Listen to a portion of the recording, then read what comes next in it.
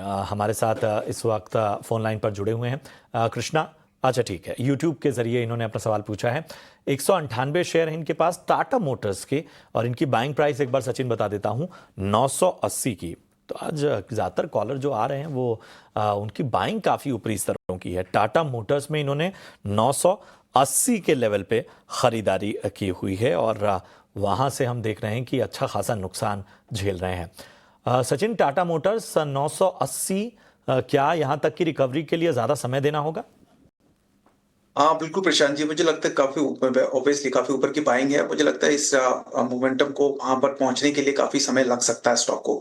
So multiple hurdles हैं उससे पहले स्टॉक के अंदर। अगर हम देखें अभी रिसेंटली भी तो करीब 740 के आसपास में एक इमीडिएट हर्डल है, और इनकेस अगर वो ब्रेक होता भी है तो करीब 770 के आसपास में वापस से एक रेजिस्टेंस फेस करता हुआ स्टॉक नजर आ सकता है। मेरे हिसाब से अगर लंबी अवधि के लिए रुक सकते हैं तभी वेट कीजिए, और एवरेज जरूर करिएगा करीब 750 के आसपास के। अगर ये लेवल्स के ऊपर स्टॉक प्राइसेस सस्टेन होते हैं तो फिर एक बार वापस से रिव्यू ले सकते हैं और एवरेज के बारे में सोच सकते हैं। बट उतनी बड़ी पॉसिबिलिटीज 900 970 के लेवल्स की चेस करने की अभी के लिए नहीं लग रही है। लॉन्ग टर्म का नजरिया है तो ही होल्ड करने की सलाह रहेगी। अदरवाइज एक इमीडिएट स्टॉप लॉस सजेस्ट करूंगा 640 का, उसके स्टॉप लॉस के साथ बने रहिए शॉर्ट टर्म के लिए अगर लिया है तो। और 740 750 के अगर आसपास के प्राइस मिलते हैं तो वहां पर एक बार एग्जिट करने के बारे में सोचिए।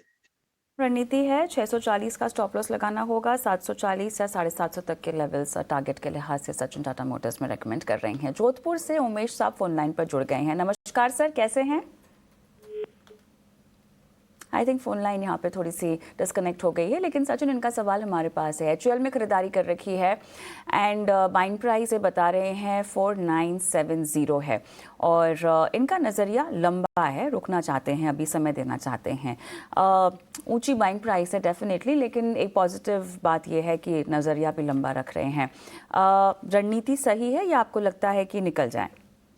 और मुझे लगता है वेट कर सकते हैं। लंबी अवधि का अगर नजरिया है तो डेफिनेटली वेट कर सकते हैं। ओवरऑल अगर हम देखें तो डिफेंस स्टॉक्स की ऑर्डर बुक काफी अच्छी है, एंड साथ साथ में अगर हम देखें तो प्रायरली एक अच्छे रिटर्न्स भी स्टॉक देता हुआ नजर आया है रिसेंटली। जरूर पिछले अगर हम देखें पिछले एक हफ्ते से या 1.5 हफ्ते से स्टॉक के अंदर हायर साइड से एक प्रॉफिट बुकिंग देखने को मिली है। मुझे लगता है थोड़ा सा एक प्रॉफिट बुकिंग और एक कंसोलिडेशन फेज जो है वो स्टॉक के अंदर नजर आ सकता है फॉर नेक्स्ट 2 to 3 वीक्स के लिए, और उसके बाद में वापस एक अपवर्ड मोमेंटम रिज्यूम करता हुआ नजर आएगा। लंबी अवधि का नजरिया बिल्कुल बने रहने की सलाह दूंगा, होल्ड करने की सलाह दूंगा। एक स्टॉप लॉस जरूर सजेस्ट करूंगा पोजीशंस के अंदर, और वो स्टॉप लॉस रहेगा ऑन द लोअर साइड में 4590 का। सो 4590 से स्टॉप लॉस को कंसीडर कीजिए और उसके साथ में होल्ड करिए।